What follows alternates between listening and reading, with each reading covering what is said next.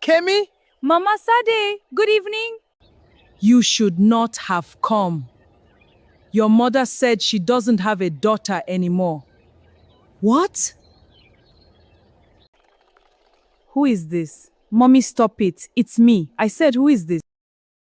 But to understand why her own mother denied her, we need to go back to the day Kemi stepped off that plane.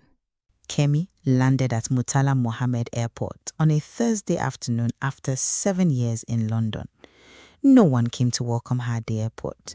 She took a taxi to her family house. The first thing Kemi noticed was the padlock, a thick, rusty padlock hanging on her mother's gate. She stopped dragging her suitcase. The evening sun burned across the empty compound in Benin City. The small yellow bungalow looked smaller than she remembered.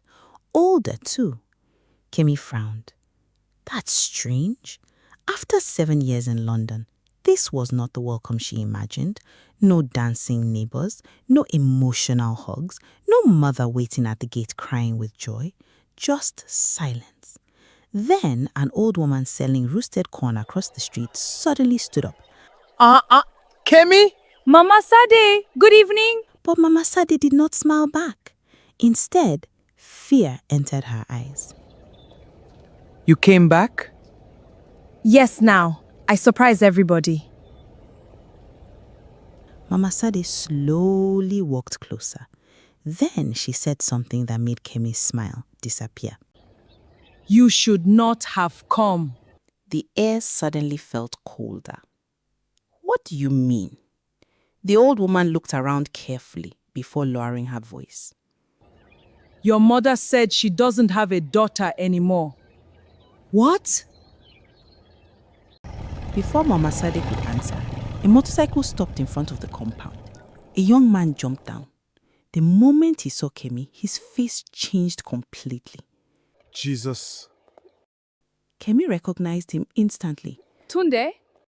But Tunde looked like he had seen a ghost. You're alive. Kemi laughed awkwardly. Why is everybody talking like this? Tunde grabbed her arm suddenly. Keep your voice down. Kemi pulled back. What is going on? Tunde looked toward the locked house nervously. Then he asked quietly. Did you really not know? Kemi's heartbeat slowed. Know what? Tunde swallowed hard. Silence.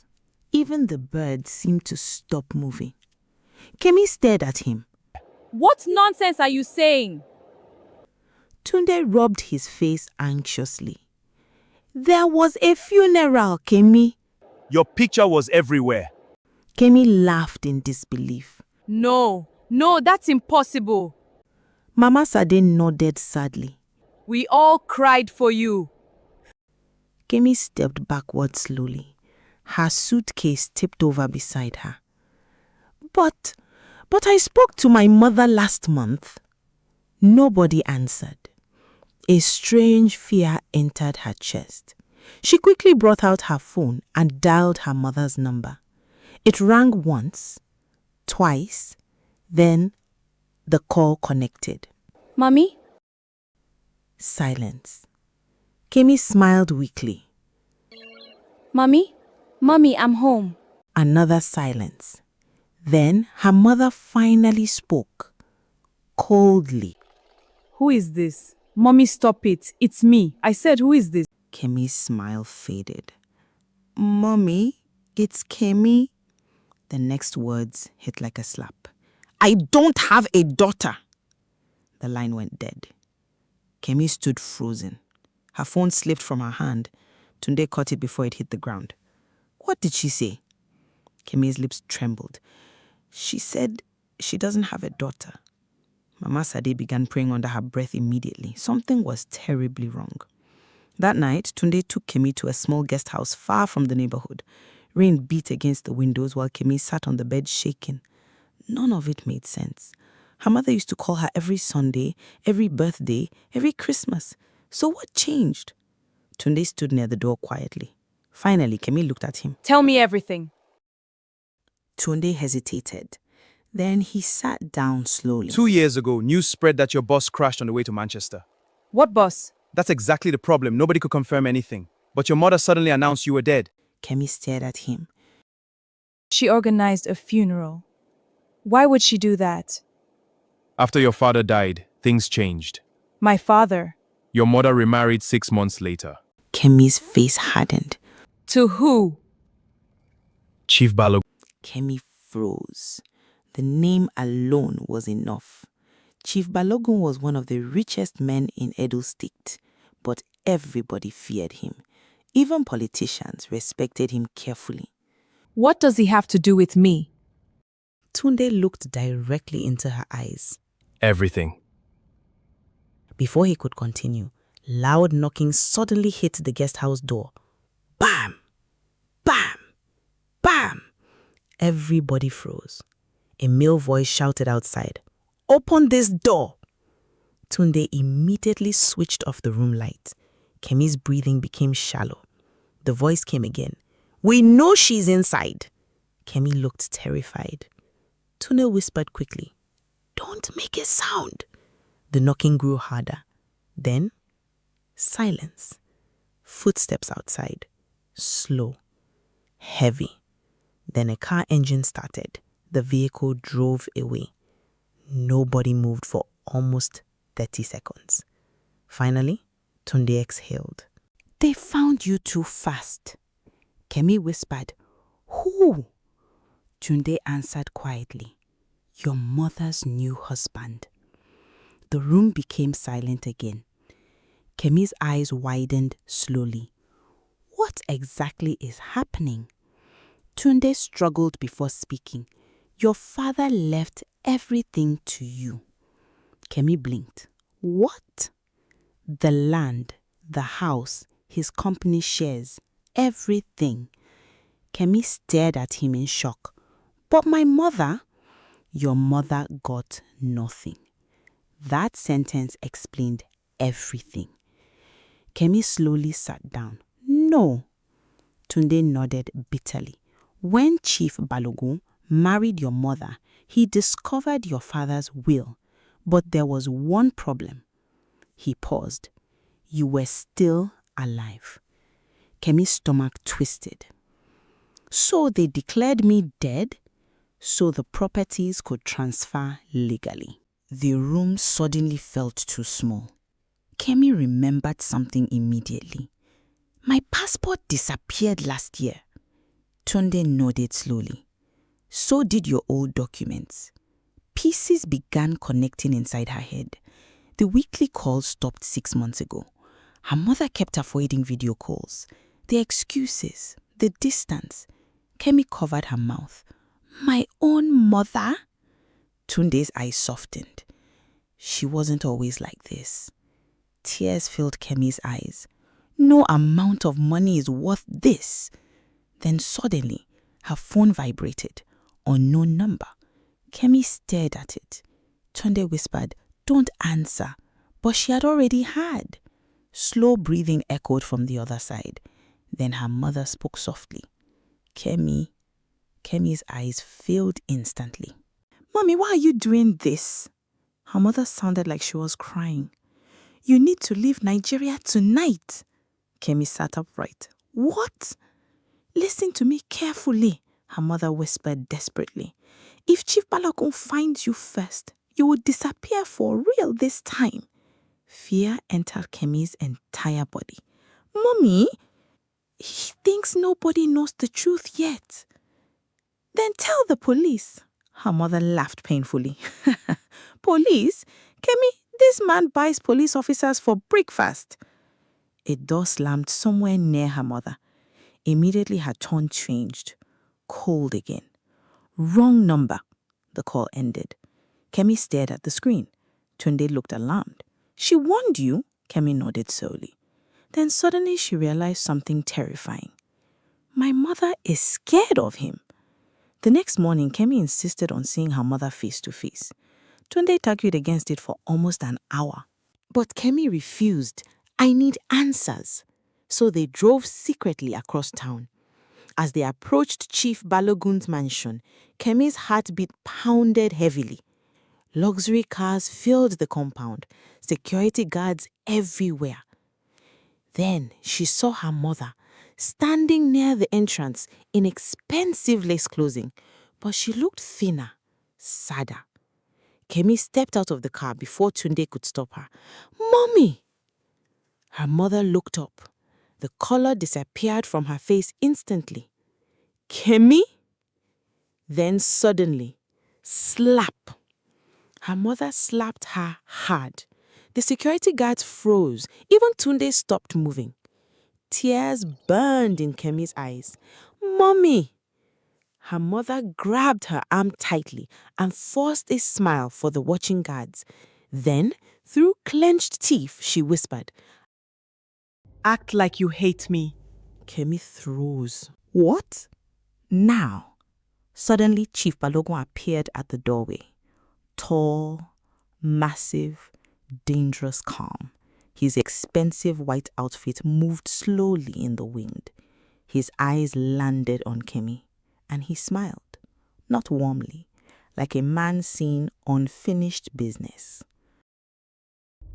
So, the dead can walk. Kemi's heart nearly stopped. Chief Balogun descended the stairs slowly. Her mother's grip tightened painfully around her wrist. Then Kemi noticed it. Her mother was shaking. Not from anger, fear. Pure fear. Chief Balogun stopped directly in front of Kemi. "You caused a lot of confusion coming back." Kemi forced courage into her voice. "My father's properties belong to me." Chief Balogun smiled wider. "Do they?" Then he looked at her mother calmly. Tell her. Kemi turned. Her mother's eyes filled with tears instantly. Then she whispered the shocking truth. Your father is still alive. Everything stopped. Kemi staggered backward. What? Chief Balogun laughed softly. Kemi looked between both of them in disbelief. Her mother broke down crying. "Your father discovered they wanted his company shares. He disappeared before they could kill him." Kemi's entire body trembled. "So where is he?" Before anyone answered, a black SUV suddenly crashed through the front gate. Security guards scattered immediately. Car doors burst open. Men jumped out shouting. Then one elderly man stepped out slowly. Grey beard, weak body, but familiar eyes. Kemi gasped. "Daddy!" Her mother collapsed crying instantly. Chief Balogun's smile vanished for the first time, and Kemi finally understood. Her mother never buried her daughter because she stopped loving her. She buried her to keep her alive. Chief Balogun stepped backward slowly. For the first time since Kemi arrived, fear appeared in his eyes. Not anger, not irritation, fear. Kemi's father looked directly at him. "You thought I disappeared because I was weak," he said quietly. "I disappeared because I was gathering evidence." Chief Balogun's face hardened instantly. But before he could speak, more vehicles entered the compound. Not SUVs, police trucks, EFCC officers, armed investigators. The security guards immediately dropped their weapons. Chief Balogun turned sharply toward Kemi's mother. "You betrayed me!" But she finally stepped away from him. "No," she said with trembling courage. "I stopped betraying my family." One EFCC officer walked forward holding several documents. "Chief Balogun, you are under arrest for conspiracy, property fraud, attempted murder, money laundering, and falsification of death records." The entire compound went silent.